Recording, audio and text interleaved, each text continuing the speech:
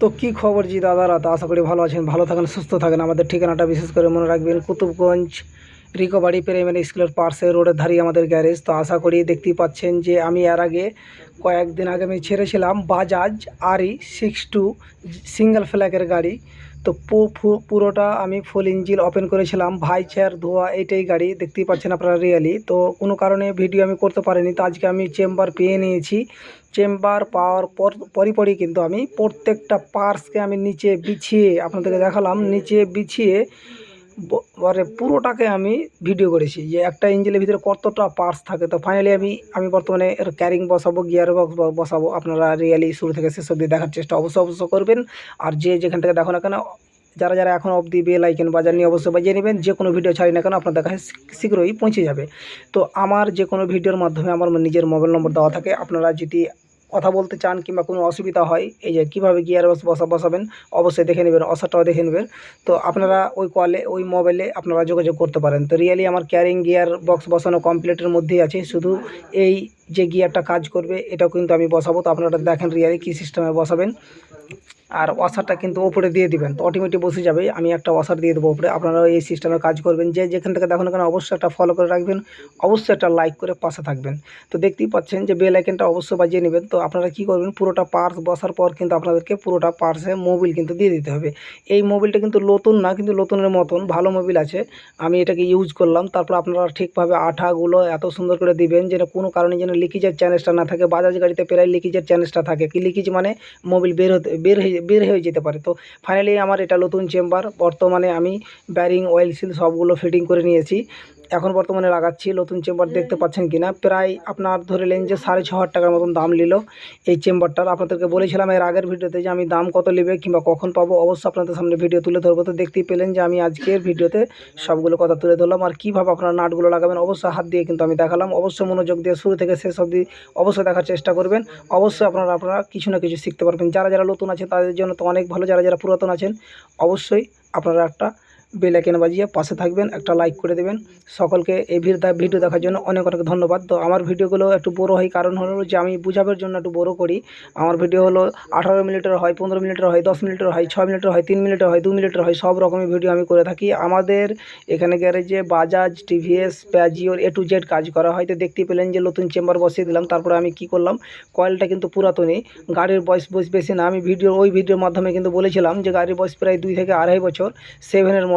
যে গাড়িটা আমি আগের ভিডিওতে তো আপনাদের সামনে তুলে ধরেছিলাম। তো আপনারা ম্যাগনেট কয়েল কীভাবে লাগাবেন, পিক আপ কয়েল কীভাবে লাগাবেন, তো রিয়েলি দেখতেই পাচ্ছেন যে আমি লাগাচ্ছি। তো এই চেম্বার আসার জন্য লেট হয়ে গেল, ওই জন্য ভিডিওগুলো আমার মানে সিরিয়ালভাবে দিতে পারলাম না। দুঃখিত আপনাদের জন্য যে সিরিয়ালভাবে দিতে পারলাম না। তো এভাবেই দেখার চেষ্টা করবেন। অবশ্যই আমার আইডিতে যাবেন, যে সিস্টেমে গাড়ির ভিডিও ছাড়া আছে ওই সিস্টেমে বলা আছে 6 to 7-এর মডেল। তো দেখতেই পাচ্ছেন যে এই সিস্টেমে আমরা কাজ করি। তো আপনারাও যে যেখান থেকে দেখো না কেন, যে সিস্টেমে আমি কাজ করি আপনারাও করার চেষ্টা করবেন, মনোযোগ দিয়ে করবেন। অবশ্যই শুরু থেকে শেষ অবধি কথাগুলো শুনবেন কিংবা আপনি কাজও করবেন। তো দেখতে পাচ্ছেন আমার ম্যাগনেট কয়েল লাগা কমপ্লিট। এখন আমি চাবি লাগাবো। চাবি লাগার পর আপনাকে কী করতে হবে, ম্যাগনেটটাকে ওখানে বসাতে হবে। তো রিয়ালি এগুলো ভিডিও আমার কোনো কাটছিট না, শুরু থেকে শেষ অবধি আমি বেশিরভাগই ভিডিও করি, কিংবা 4 মিনিট 5 মিনিট করে আমি ভিডিও করি, 10 মিনিট করে ভিডিও করি, 8 মিনিটের করে ভিডিও করি। তো ম্যাগনেট বসানোর পর আপনাকে কী করতে হবে, যে আপনাকে চেক নাটটাকে ভালোভাবে টাইট দিয়ে দিতে হবে, যেভাবে আমি টাইট দিলাম। এখন কি হলো, বাউল পিনিয়ামে আমি অল্পটুকু গ্রিস দিয়ে দেবো। কারণ হচ্ছে যে কোনো বিষয়ে যে কোনো গাড়িতে কোনো গাড়িতে কোনো কারণে মোবিল আমরা দিই ডিপারসেন থেকে খেয়ে নিতে পারে। এটা হলো বাউল পিনিয়াম, একই আমরা ডিপারসেন বলি। আর কিছু মিস্ত্রি একে গিয়ার বক্স বলে, এটা কিন্তু গিয়ার বক্স না। আপনাদেরকে রিয়েলি বলে দিচ্ছি এটা গিয়ার বক্স না। গিয়ার বক্স ক্যারিংয়ের পাশে থাকে, যে চেম্বারে প্রথমে আমি পার্টসগুলো বসালাম ওটাই হলো কিন্তু গিয়ার বক্স। এটা হলো অ্যাকচুয়ালি বাউল পিনিয়াম। তো আমি বাউল পিনিয়ামে কিছুটা গ্রিস দিয়ে দিলাম, যে কেন যে মোবিলটা ঢালবো, মোবিলটা গাঢ় হয়ে থাকবে, গিয়ার বক্সটা ভালো কাজ করবে। প্রায় আগে 2 স্ট্রোক BS3-তে প্রায় মানুষ গিয়ার অয়েলে ঢালতো। তো আমি ব্যারিংয়ে অল্প করে গ্রিস করে দিয়েছি। এখন আপাতত যেটা বড় সাইড আছে ওটা ভিতরে ঢুকবে। আর আপনাদেরকে আরেকটা কথা বলে দিই, এই ভিডিওতে যতটুকু দেখাতে পারছি পেরে নিলাম। পরবর্তীতে আপনাদের সামনে ফুল ইঞ্জিন বেঁধে মানে আমি কীভাবে যত্নত কাজ করি অবশ্যই আপনাদের সামনে তুলে ধরবো। ফুল ইঞ্জিন বেঁধে কেমন লাগে দৃশ্যক ওই ভিডিও তুলে ধরবো। তো আমি কী করলাম, এখন আমি এই সাইডটা কমপ্লিটই ফিটিং করছি। তো এখন আমি লাগাবো ব্যাক গিয়ারগুলো। এইগুলো আমি ওয়াশ করে নিয়েছি, এত সুন্দর পরিষ্কারভাবে ওয়াশ করেছি। আমার এখানে কিন্তু পরিষ্কারভাবে কিন্তু কাজ হয়, লেট কিন্তু হয় কিছু বেশি, কিন্তু কাজ পরিচ্ছন্নভাবে মানে পরিষ্কারভাবে কাজ হয়। তো অসার দিতে ভুলবেন না, অবশ্যই অসারগুলো দিয়ে দিবেন। এখন আমি ভিড়াবো ব্যাক গিয়ারের প্রিমিয়ামটা। তো আশা করি দেখতে পাচ্ছেন কীভাবে বসাবেন। যেটা ঘাট আছে ওটাই কিন্তু আপনাকে উপরে রাখতে হবে, আর নিচের যেটা গ্রুপওয়ালাটাকে নিচে দিতে হবে, প্লেনটাকে উপরে রাখতে হবে। তো দেখতেই পেলেন যে আমার বর্তমানে এটা বসানো হয়ে গেল। এখানে একটা ব্যাক গিয়ারের প্রিমিয়াম ঢুকবে। ব্যাক গিয়ারের প্রিমিয়ামটা কীভাবে লাগাবেন, এভাবে না, এভাবে লাগাতে হবে যেভাবে এখন দেখাচ্ছি। তো দেখতেই পেলেন যে কীভাবে লাগাবেন। তারপরে ইঞ্জিনটাকে একটু খাড়া করব। খাড়া করার পর আমি ওখানে একটু পিন আছে, পিনটাকে আটক করব, যে পিনটার সাহায্যে কিন্তু গিয়ার চেঞ্জ হয়। তো দেখতেই পাচ্ছেন যে এখানে আমার পুরো সেটিং ক্লিয়ার। আরেকটা ওয়াশার লাগবে, অবশ্যই এখানে ওয়াশার দিতে ভুলবেন না। এই ওয়াশারটা কিন্তু দিয়ে দিবেন।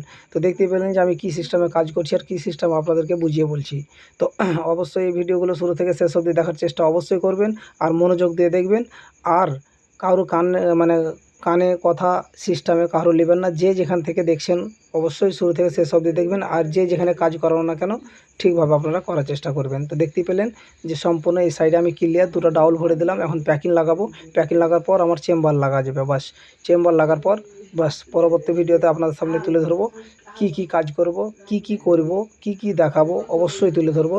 তো আমার এদিকে ফাইনালের ভিতরে আজকের ভিডিও টপিক হচ্ছে এটাই। পরবর্তীতে আপনাদের সামনে আরও অনেক ভালো ভালো ভিডিও ধরবো।